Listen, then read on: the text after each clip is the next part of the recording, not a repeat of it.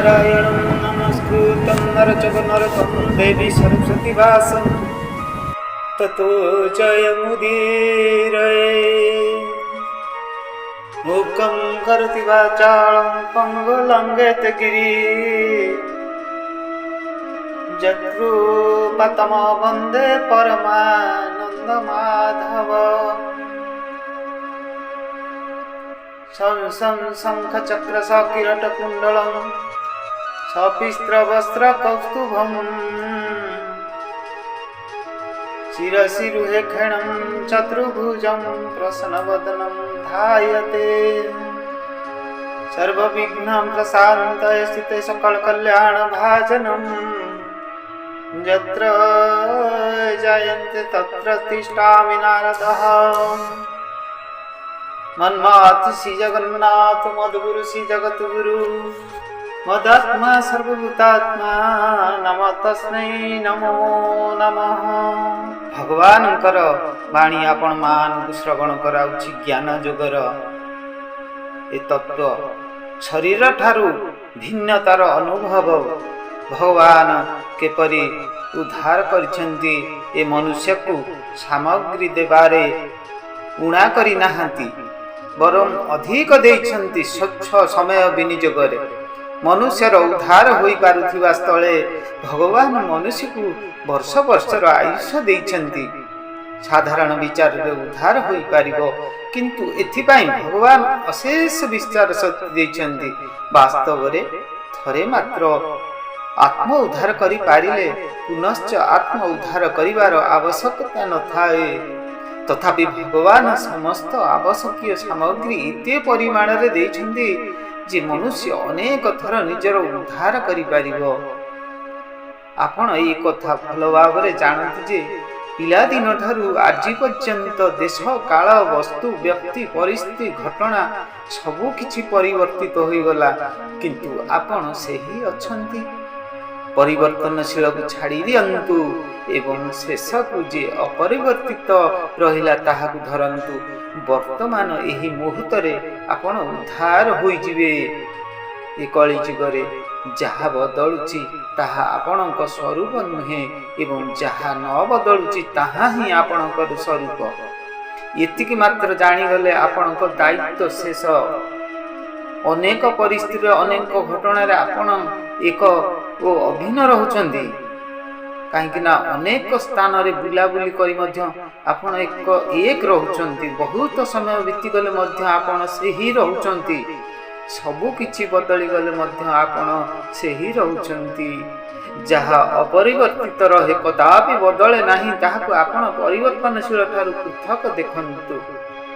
ବାସ୍ ତତ୍ତ୍ୱଜ୍ଞାନ ହୋଇଗଲା।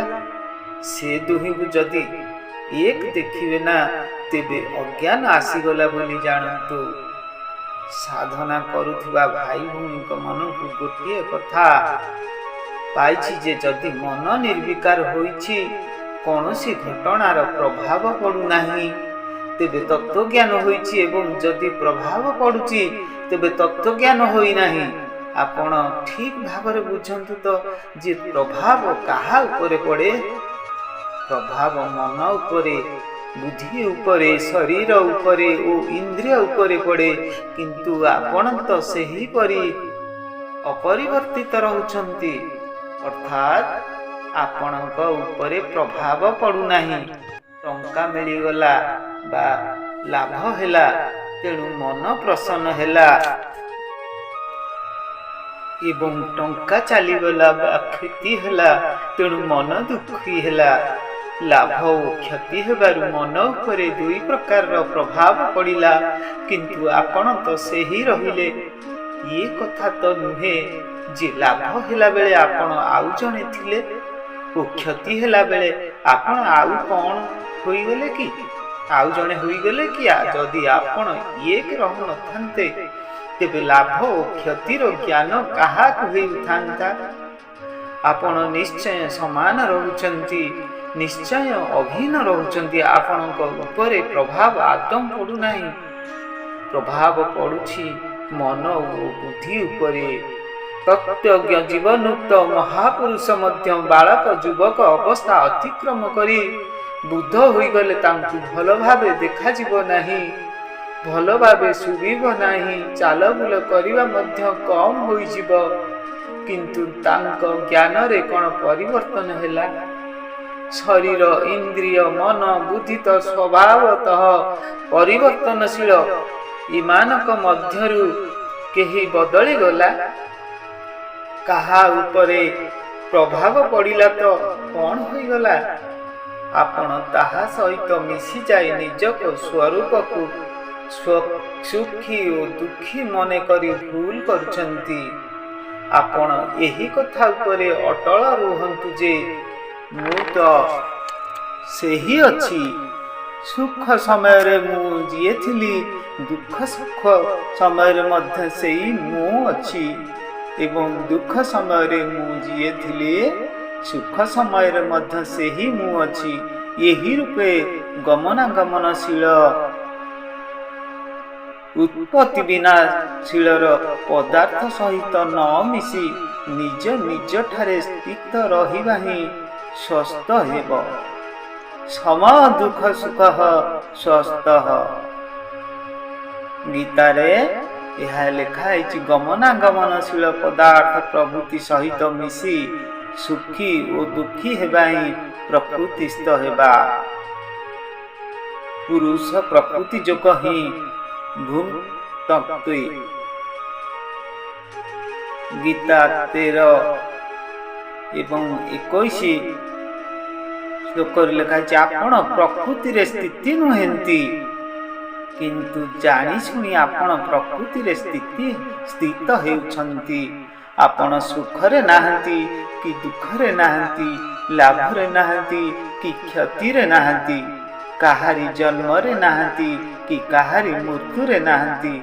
ଆପଣ ଏ ସବୁଥିରୁ ପୃଥକ ଜାଣିଶୁଣି ଆପଣ ଏସବୁକୁ ନିଜ ଆଡ଼କୁ ଟାଣୁଛନ୍ତି ଏବଂ ସୁଖୀ ଦୁଃଖୀ ହେଉଛନ୍ତି। ଏଣେ କହୁଛନ୍ତି ବୋଧ ପ୍ରାପ୍ତି ହେଉନାହିଁ। ଆଦୌ ଏହି କଥାରେ ଅଟଳ ରହନ୍ତୁ ଯେ ମୁଁ ତ ସେହି ଅଟେ। ଲାଭ ହେଲେ ମଧ୍ୟ ମୁଁ ସେହି ଅଟେ, କ୍ଷତି ହେଲେ ମଧ୍ୟ ମୁଁ ସେହି ଅଟେ।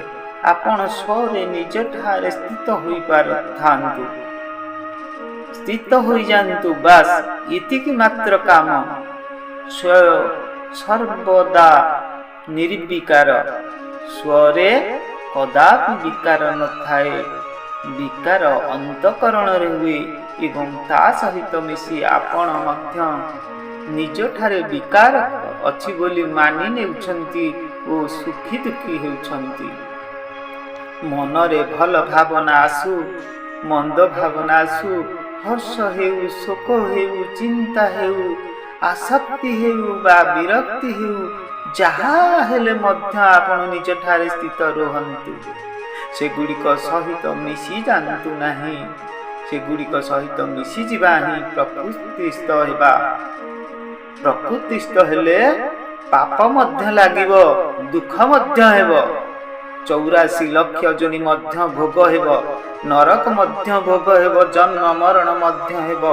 କାରଣ ଗୁଣସଙ୍ଗୋ ଅସ୍ୟ ସଦସତ୍ ଯୋନି ଜନ୍ମସୁ। ଗୀତାରେ ମଧ୍ୟ ଏହା ପ୍ରମାଣ ହେଉଛି। ତେଣୁ ଯାହା ସବୁ ଉତ୍ପନ୍ନ ହେଉଛି ଓ ନଷ୍ଟ ହେଉଛି, ଆସୁଛି ଚାଲି ଯାଉଛି, ସେହିଗୁଡ଼ିକ ଦେଖି ମଧ୍ୟ ନିଜଠାରେ ସ୍ଥିତ ରୁହନ୍ତୁ। କାରଣ ଆପଣ ସେଗୁଡ଼ିକର ଦ୍ରଷ୍ଟା। ସେଗୁଡ଼ିକରୁ ପୃଥକ। ସୁଖଦ ପରିସ୍ଥିତିକୁ ମଧ୍ୟ ଆପଣ ଦେଖୁଛନ୍ତି ନା? ଦୁଃଖଦ ପରିସ୍ଥିତିକୁ ମଧ୍ୟ ଆପଣ ଦେଖୁଛନ୍ତି, ସଂଯୋଗକୁ ମଧ୍ୟ ଦେଖୁଛନ୍ତି, ବିୟୋଗକୁ ମଧ୍ୟ ଦେଖୁଛନ୍ତି। ଏହା ସିଦ୍ଧାନ୍ତ ଯେ ଦୃଷ୍ଟା ଦୃଶ୍ୟଠାରୁ ପୃଥକ ଥାଏ। ତେଣୁ ଦ୍ରଷ୍ଟା ହୋଇଥିବାରୁ ଆପଣମାନଙ୍କଠାରେ କ'ଣ ପରିବର୍ତ୍ତନ ହେଲା? ଆପଣ ତ ସେହିପରି ରହିଲେ। ଧରାଯାଉ ଆମେ ଗଙ୍ଗା କୂଳରେ ଛିଡ଼ା ହୋଇଛୁ, ଅନେକ କାଠ ଖଣ୍ଡ ଭାସି ଆସିଲା ଓ ଆମ ପାଖ ଦେଇ ଚାଲିଗଲା। ତାକୁ ଦେଖି ଆମେ ଖୁସିରେ ହସି ଉଠିଲେ। ପରଦିନ ଆମେ ପୁଣି ସେଇଠାରେ ଛିଡ଼ା ହେଲେ। ମାତ୍ର ଖଣ୍ଡିଏ କାଠ ବି ଆମ ପାଖ ଦେଇ ଭାସି ନ ଯାଇ ସବୁ ଆଉ ପଟ କୂଳେ କୂଳେ ଚାଲିଗଲା। ତାକୁ ଦେଖି ଆମେ ଜୋରରେ କାନ୍ଦି ଉଠିଲେ। କେହି ଜଣେ ପଚାରିଲେ, ଭାଇ କାନ୍ଦୁଛ କାହିଁକି? ଆମେ କହିଲୁ, ଆଜି ଏ ଖଣ୍ଡିଏ ବି କାଠ ଆମ ପାଖ ଦେଇ ଗଲା ନାହିଁ। ଆପଣ ବିଚାର କରନ୍ତୁ, କାଠ ଖଣ୍ଡ ଆମ ପାଖ ଦେଇ ଯାଉ ବା ଅନ୍ୟ ପାଖ ଦେଇ ଯାଉ, ଆମଠାରେ କ'ଣ ପରିବର୍ତ୍ତନ ହୋଇଗଲା? ଆମେ କାଠକୁ ଛୁଇଁ ନାହୁଁ କିମ୍ବା କାଠ ମଧ୍ୟ ଆମ ପାଖରେ ରହେ ନାହିଁ। ତାହା ଭାସିଯାଏ, ଆମେ ଗୋଟିଏ ସ୍ଥାନରେ ଛିଡ଼ା ହୋଇ ରହୁ, କିନ୍ତୁ ତାହା ଆମ ପାଖ ଦେଇ ଭାସି ଯିବାରୁ ଆମେ ଖୁସି ହେଲେ ଏବଂ ଅନ୍ୟ କୂଳ ଦେଇ ଭାସି ଯିବାରୁ ଆମେ କାନ୍ଦି ପକାଇଲେ। ଏହା ମୂର୍ଖତା ନୁହେଁ ତ ଆଉ କ'ଣ? ସେହିପରି ଆପଣଙ୍କ ଘରେ ପୁଅ ଜନ୍ମ ହେଲା ତ ଆପଣ ଖୁସି ହୋଇଗଲେ ଏବଂ ପୁଅ ମରିଗଲା ତ ଆପଣ କାନ୍ଦି ପକାଇଲେ। ଅନ୍ୟ କାହା ଘରେ ପୁଅ ଜନ୍ମ ହୋଇ ମରିଗଲେ ତ ଆପଣ କାନ୍ଦୁ ନାହାନ୍ତି। ତାଙ୍କ ଘରକୁ ଧନ ଆସି ଚାଲିଗଲେ ତ ଆପଣ କାନ୍ଦୁ ନାହାନ୍ତି, କିନ୍ତୁ ଆପଣଙ୍କ ଘରକୁ ଧନ ଆସି ଚାଲିଗଲେ ଆପଣ କାନ୍ଦିବା ଆରମ୍ଭ କରିଦେଉଛନ୍ତି କାହିଁକି? ଧନ ଆପଣଙ୍କ ନିକଟରେ ପ୍ରଥମରୁ ନଥିଲା, ମଧ୍ୟକାଳରେ ଆସି ପୁଣି ଚାଲିଗଲା। ଆପଣ ଯେପରି ଥିଲେ ସେହିପରି ତ ରହିଲେ, ପୁଣି କାନ୍ଦୁଛନ୍ତି କାହିଁକି? ନିଜଠାରେ ସ୍ଥିତ ହୋଇଗଲେ ଆପଣ ଆଉ କାନ୍ଦିବେ ନାହିଁ, କିନ୍ତୁ ଗମନାଗମନଶୀଳ ବସ୍ତୁ ସହିତ ଜଡ଼ିତ ହୋଇଗଲେ ବୃଥାରେ କାନ୍ଦିବେ। ସଂସାରର ଦୁଃଖକୁ ଆପଣ ବୃଥାଟାରେ ଧରି ରଖିଛନ୍ତି। ବାସ୍ତବରେ ଦୁଃଖ ବୋଲି କିଛି ନାହିଁ। ଭଗବାନ ଦୁଃଖ ଆଦୌ ସୃଷ୍ଟି କରିନାହାନ୍ତି, ଆପଣ ହିଁ ଦୁଃଖକୁ ସୃଷ୍ଟି କରୁଛନ୍ତି। ଜଣା ନାହିଁ ଏଥିରୁ ଆପଣଙ୍କୁ କ'ଣ ଯେ ମଜା ମିଳୁଛି। ମୁଁ ପରିବର୍ତ୍ତନଶୀଳ ଠାରୁ ପୃଥକ୍ ଏପରି ଦେଖି ଚାଲନ୍ତୁ। ସେଥିରୁ ପରିଷ୍କାର ଭାବେ ପାର୍ଥକ୍ୟ ଅନୁଭବ କଲା ମାତ୍ରେ ସମସ୍ତ ଦୁଃଖ ଓ ବିକାର ନଷ୍ଟ ହୋଇଯିବ। ଶ୍ରୋତାମାନେ ସେଠାରେ ପଚାରୁଛନ୍ତି, ଆମେ ତ ତାହା ସହିତ ସଂଯୁକ୍ତ, ପୃଥକ୍ ହେବୁ କିପରି? ଏଇଟାରେ କହୁଛନ୍ତି ଭଗବାନ ଆପଣ ସଂଯୁକ୍ତ ନୁହନ୍ତି। ଯଦି ସଂଯୁକ୍ତ ହୋଇଥାନ୍ତେ ତେବେ ଆପଣ ଏବେ ପର୍ଯ୍ୟନ୍ତ ଶିଶୁ ହୋଇ ରହିଥାନ୍ତେ, କଦାପି ବୁଢ଼ା ହୋଇନଥାନ୍ତେ। ଯଦ୍ୟପି ବର୍ତ୍ତମାନ ଆପଣଙ୍କ ସଙ୍ଗରେ ଶୈଶବ ନାହିଁ ଏବଂ ଆପଣ ଶୈଶବ ସଙ୍ଗରେ ନାହାନ୍ତି, ତଥାପି ଆପଣ କହୁଛନ୍ତି ମୁଁ ଶୈଶବରେ ଯିଏ ଥିଲି ସେହି ମୁଁ ଆଜି ମଧ୍ୟ ଅଛି। ତାହେଲେ ଆପଣ ସଂଯୁକ୍ତ ହେଲେ କିପରି? ଶରୀର ପ୍ରକୃତି ପରିବର୍ତ୍ତନଶୀଳ ଏବଂ ଆପଣ ଅପରିବର୍ତ୍ତନଶୀଳ। ଆପଣ ଭ୍ରମବଶତଃ ସେଗୁଡ଼ିକ ସହିତ ନିଜକୁ ସଂଯୁକ୍ତ ମନେ କରିଛନ୍ତି ଏବଂ ତାହାକୁ ଅସ୍ୱୀକାର କରନ୍ତୁ। ସେଗୁଡ଼ିକ ସହିତ ସଂଯୁକ୍ତ ପରି ଦେଖାଯାଉଥିଲେ ମଧ୍ୟ ତାହାକୁ ମହତ୍ତ୍ୱ ଦିଅନ୍ତୁ ନାହିଁ, ବରଂ ନିଜ ଅନୁଭବକୁ ଗୁରୁତ୍ୱ ଦିଅନ୍ତୁ ଯେ ମୁଁ ସେଗୁଡ଼ିକ ଠାରୁ ଭିନ୍ନ। ଭିନ୍ନତାର ପ୍ରମାଣ ହେଲା ଶୈଶବରୁ ଆଜି ପର୍ଯ୍ୟନ୍ତ ଶରୀର ବଦଳିଗଲା, କିନ୍ତୁ ମୁଁ ସେହି ଅଛି। ଏହା ପ୍ରତ୍ୟକ୍ଷ ଅନୁଭବର କଥା। ଟିକେ ଭାବନ୍ତୁ, ଆପଣ ଶରୀର ଠାରୁ ଅଲଗା ହୋଇଥିବାରୁ ସିନା ଶୈଶବ ଅତିକ୍ରାନ୍ତ ହୋଇଗଲା ଓ ଆପଣ ରହିଗଲେ, ସେହିପରି ବର୍ତ୍ତମାନର ଯୌବନ ଓ ବାର୍ଦ୍ଧକ୍ୟ ମଧ୍ୟ ଅତିକ୍ରାନ୍ତ ହୋଇଯିବ, କିନ୍ତୁ ଆପଣ ରହିବେ। ଶୈଶବ କାଳରେ ଯେପରି ଆପଣ ଶରୀର ଠାରୁ ପୃଥକ ଥିଲେ, ଆଜିର ଯୌବନ ଓ ବାର୍ଦ୍ଧକ୍ୟ କାଳରେ ମଧ୍ୟ ଆପଣ ପୃଥକ। ତଥାପି ଏହା ଭଲ ଭାବରେ ଯଦି ଅନୁଭବ ହୋଇପାରୁନାହିଁ, ତେବେ ବ୍ୟାକୁଳ ହୋଇ ଭଗବାନଙ୍କୁ କୁହନ୍ତୁ, ହେ ପ୍ରଭୁ, ଆମକୁ ଏହାର ଅନୁଭବ ହେଉନାହିଁ। ଏତିକି କଥା ଦୃଢ଼ ଭାବରେ ମାନି ନିଅନ୍ତୁ ତ, ଯେ ଅନୁଭବ ହେଉ ବା ନ ହେଉ ଆପଣ ଏଥିରୁ ନିଶ୍ଚୟ ପୃଥକ। ଯଦି ପୃଥକ ହୋଇନଥାନ୍ତେ ତେବେ ମନୁଷ୍ୟ ମୃତ୍ୟୁ ପରେ ଶରୀର ଏଠାରେ ନ ରହି ଆପଣଙ୍କ ସଙ୍ଗରେ ଯାଉଥାନ୍ତା, ଅଥବା ଶରୀରର ସହିତ ଆପଣ ମଧ୍ୟ ସେଠାରେ ରହୁଥାନ୍ତେ। ମାତ୍ର ଆପଣଙ୍କ ସଙ୍ଗରେ ଶରୀର ଯାଉନାହିଁ କିମ୍ବା ଆପଣ ଶରୀର ସଙ୍ଗରେ ଏଠାରେ ରହୁନାହାନ୍ତି, ତାହେଲେ ଦୁହେଁ ଏକ ହେଲେ କିପରି? ଘରେ ମୁଁ ରହୁଛି, ତେବେ ମୁଁ କ'ଣ ଘର? ମୁଁ ଘରକୁ ଆସୁଛି ଓ ଘରୁ ଚାଲି ଯାଉଛି, ଅତଏବ ଘର ଓ ମୁଁ ଭିନ୍ନ ଭିନ୍ନ। ସେହିପରି ଶରୀର ମଧ୍ୟ ଏକ ଘର ଏବଂ ଆପଣ ସେଥିରେ ନିବାସକାରୀ। ଆପଣଙ୍କ ସେଥିରେ ରହୁଛନ୍ତି, ପୁଣି ଚାଲି ବି ଯାଉଛନ୍ତି, ଅତଏବ ଆପଣ ଶରୀର ଠାରୁ ଭିନ୍ନ, ମୁଁ ଶରୀର ଠାରୁ ଭିନ୍ନ। ଏପରି ଅନୁଭବ ନହେଲେ ମଧ୍ୟ ଜବରଦସ୍ତି ମାନି ନିଅନ୍ତୁ। ରୋଗ ଦୂରୀକରଣ ପାଇଁ ଯେପରି ଆପଣ ପିତାମାତା ଔଷଧ ଓ ଚିରେଇତା ପ୍ରଭୃତିର ପାଣି ଆଖି ବୁଜି ପିଇ ଦିଅନ୍ତି, ସେହିପରି ସୁସ୍ଥ ହେବା ପାଇଁ ମୁଁ ଭିନ୍ନ ବୋଲି ମାନି ନିଅନ୍ତୁ। ଏହା ସତ୍ତ୍ୱେ ଯଦି ଭିନ୍ନତାର ଅନୁଭବ ନ ହୁଏ, ତେବେ ଭିନ୍ନ ବୋଲି ଅନୁଭବ ହେବା ପାଇଁ ବ୍ୟାକୁଳ ହୋଇ ଉଠନ୍ତୁ। व्याकुलता प्रबल हेले खूब शीघ्र अनुभव होइजिव किंतु जदि भोगरू रस ग्रहण करुथिबे ना सुख ग्रहण करुथिबे तेबे जिते पढ़ंतु पंडित हो जातु एपरिकी चारि वेद अध्ययन करंतु तथापि शरीर ठारू भिन्नतार अनुभव हेब नाही। दर्शक बंधु एही ज्ञान योग भागवत गीता किपरि लागिला आपण मानकु कमेंट रे जणांतु एवं आपणकर मतामत दियंतु आपणकु किपरि स्पिरिचुअल वाणी दरकार जहाँ श्रवण करी आपणकर अंतर बाह्य अंतर सब निर्मल हो उठिब पवित्र हो उठिब। एही एक अक्षर ध्यान चैनल संगे आपण जोड़ी हुई रुहंतु एवं सब्सक्राइब करिया पाई भूलंतु नहीं जमा। दर्शक बंधु लाइक शेयर मध्य भूलंतु नहीं करंतु भगवान आपनकु मंगल करिवे। ओम पूर्णमिदं पूर्णात् पूर्णमुदच्यते पूर्णमादाय पूर्णमेवावशिष्यते। हरि ओम तत्सत् हरि ओम तत्सत् हरि ओम तत्सत्।